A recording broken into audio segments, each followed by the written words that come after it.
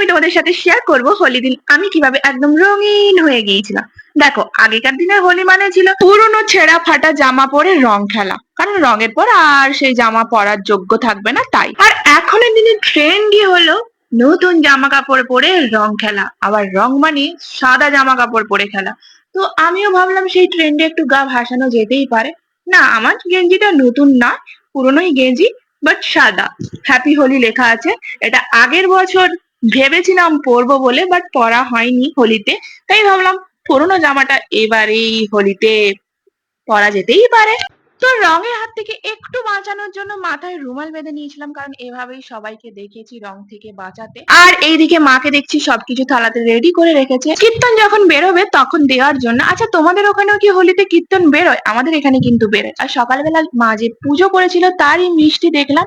আর এই দেখো, রঙের হাত থেকে বাঁচানোর জন্য রুমাল বেঁধে রেখেছিলাম, এরা সেটাতেও ছাড় দিল না। কি অত্যাচারটাই না করছে আমার উপরে, দেখো ছুটছি, তবু এদের হাত থেকে রেহাই নেই গো। বাঁচাও, কেউ আমাকে বাঁচাও।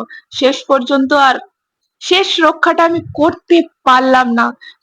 তো আমার হোলি তো এবারে এভাবেই কেটেছে, তবে খুব মজা করেছি। আচ্ছা, তোমাদের এবারে কেমন হোলি কেটেছে? সত্যি বলতে এতগুলো বছরের মধ্যে সব থেকে মনে হয় বেস্ট হোলি কাটিয়েছি আমি এই বছর। তো চলো, আজকের মতো বাই।